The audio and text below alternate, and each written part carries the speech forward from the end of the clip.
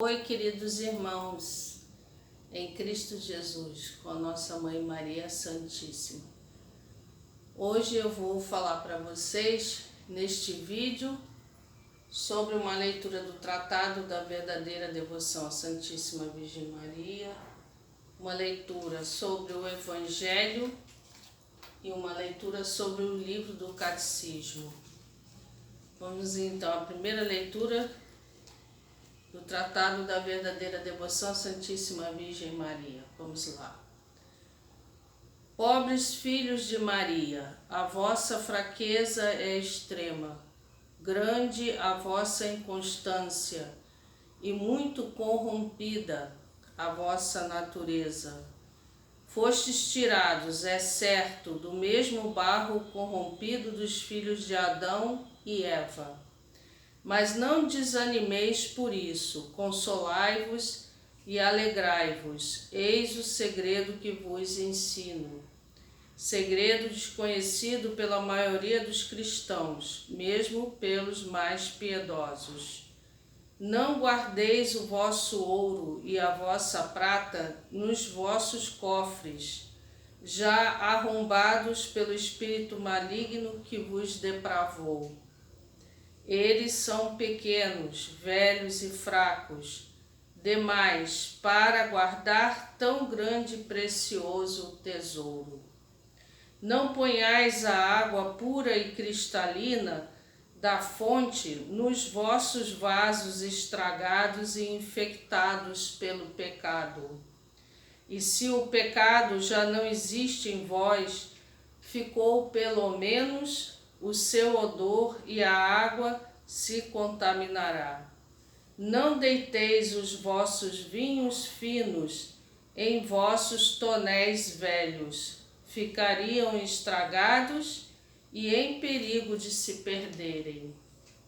Então, São Luís Maria Montfort, quando fala sobre a corrupção, da carne, diante do pecado original que veio pela corrupção de Adão e Eva, que desobedeceram a Deus, nos deixou propício a errar, propícios, a errarmos, a desobedecermos a Deus. Diante dessas desobediências, o homem fica dado a se corromper, a corromper a sua alma, a corromper a sua carne, pela sua tendência, pela sua concupiscência.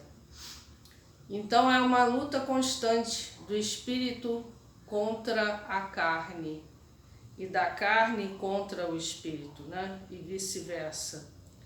Então, nosso querido santo, São Luís Maria Grignon Montfort, nos ensina que a gente não deve se desanimar por isso, porque nascemos com o pecado original, que vieram de Adão e Eva, Mas a gente deve ter este segredo desconhecido revelado pelo seguinte, pelo que a gente deve guardar o que nós temos de bom, nossas virtudes, o que nós conseguimos de realizar em boas obras aqui na terra.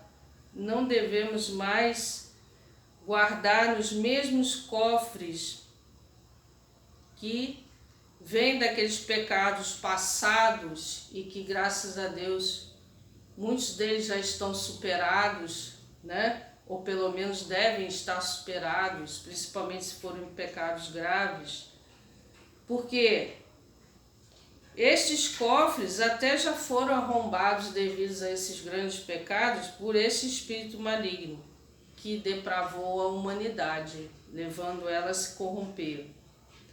Mas não devemos, a partir do momento que você se deixa lavar pela Eucaristia e pela confissão dos seus pecados, pelo seu arrependimento, você está colocando água pura e cristalina em que fonte? Dessa fonte tão divina, que é a fonte da Eucaristia, você está guardando essa pureza, essa fonte que vem da graça do Senhor, aonde que você está guardando?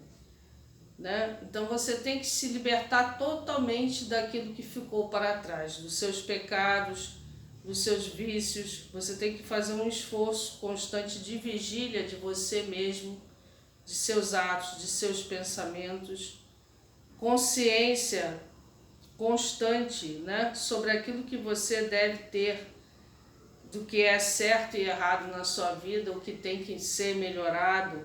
E o próprio Senhor Jesus vai te lavando na Eucaristia, vai te limpando com o sangue e a água que jorram da fonte do coração dele que está na Eucaristia, né? E se esse pecado, você depois de tanto esforço já não existe, fica sempre aquela mancha na nossa alma que um dia podemos reparar ou purificar no próprio purgatório depois dessa vida, né? Ou já podemos reparar aqui na Terra, para a gente ficar o menos possível no purgatório, né? Depois dessa vida. Então, devemos deitar a nova vida, a nova veste branca, né? Da gente se manter na graça de Deus, não nos tonéis velhos. Quer dizer, o nosso vinho novo tem que se tornar puríssimo, colocando em tonéis novos, né? Não em odres velhos, para que não se rompam, né? Por conta do pecado, por conta daquilo que já estava estragado e que não pode contaminar e nem deve contaminar o novo. Então, a partir desta leitura, vamos ler então o Evangelho de Jesus Cristo segundo São João. Glória a vós, Senhor. 3 dias depois, houve um casamento em Caná da Galileia, e estava ali a mãe de Jesus. E foi também convidado Jesus com seus discípulos para o casamento. E tendo acabado o vinho, a mãe de Jesus lhe disse: eles não têm vinho. Respondeu-lhes Jesus: mulher, que tenho eu contigo? Ainda não é chegada a minha hora. Disse então sua mãe aos serventes: fazei tudo quanto ele vos disser. Ora, estavam ali postas 6 talhas de pedra para as purificações dos judeus, e em cada uma cabiam 2 ou 3 metretas. Ordenou-lhes Jesus: enchei de água essas talhas, e encheram-nas até em cima. Então lhes disse: tirai agora e levai ao mestre-sala. E eles o fizeram. Quando o mestre-sala provou a água tornada em vinho, não sabendo de onde era, se bem que o sabiam os serventes que tinham tirado a água, chamou o mestre-sala ao noivo e lhe disse: todo homem põe primeiro o vinho bom, e quando já tem bebido bem, então o inferior, mas tu guardaste até agora o bom vinho. Assim deu Jesus início aos seus sinais em Caná da Galileia e manifestou a sua glória, e os seus discípulos creram nele. Palavra da salvação. Glória a vós, Senhor. Então aqui nós vemos como a gente pode ligar esse evangelho a essa leitura do Tratado da Verdadeira Devoção à Santíssima Virgem, que o nosso santo São Luís nos fala para a gente não guardar, não misturar o que é bom de nós com aquilo que está sujo, com aquilo que está precisando ser arrancado e tirado de nós, né? Para a gente se purificar, a gente tem que deixar para trás a nossa vida velha, os odres velhos, né?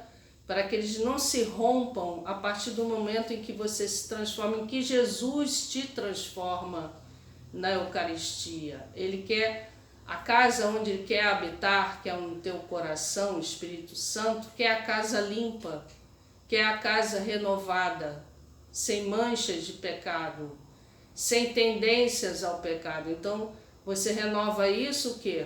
Em vigilância constante de si mesmo, de suas atitudes, de seu comportamento.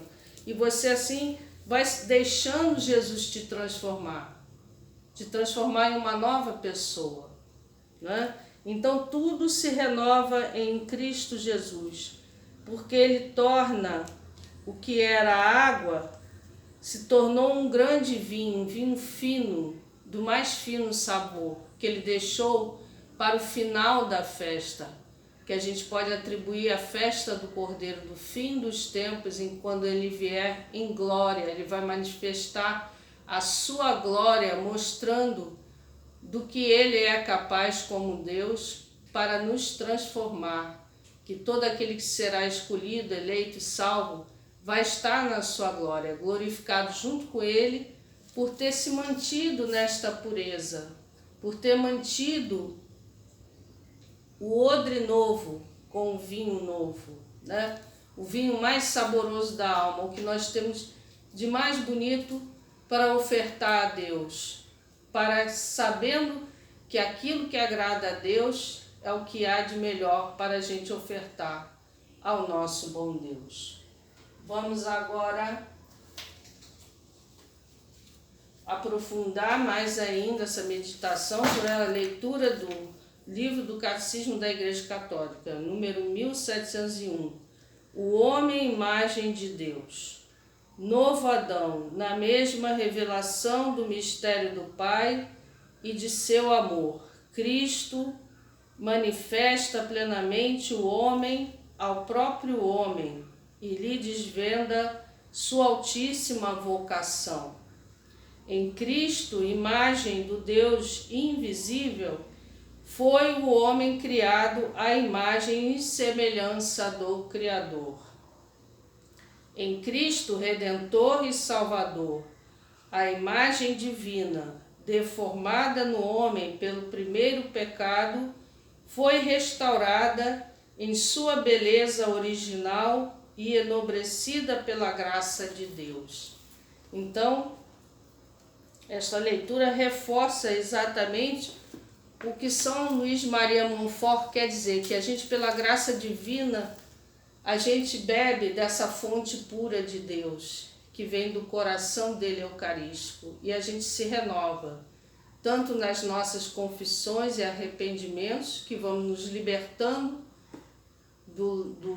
desses pecados, né? E que vão nos aproximando mais ainda, nos tornando mais ainda imagem e semelhança do Criador através de seu Filho Jesus Cristo, nos purificando e nos libertando de tudo aquilo o que a gente deve se libertar e que não agrada a Deus, nos tornando puros, simples, libertos e livres para deixar Jesus nos purificar em seu sagrado coração. Então aqui termina o vídeo nesta meditação e que todos vocês, queridos irmãos, fiquem com Deus e o amor de nossa Mãe Santíssima, a Virgem Maria, e a paz de Jesus para vocês. Obrigada.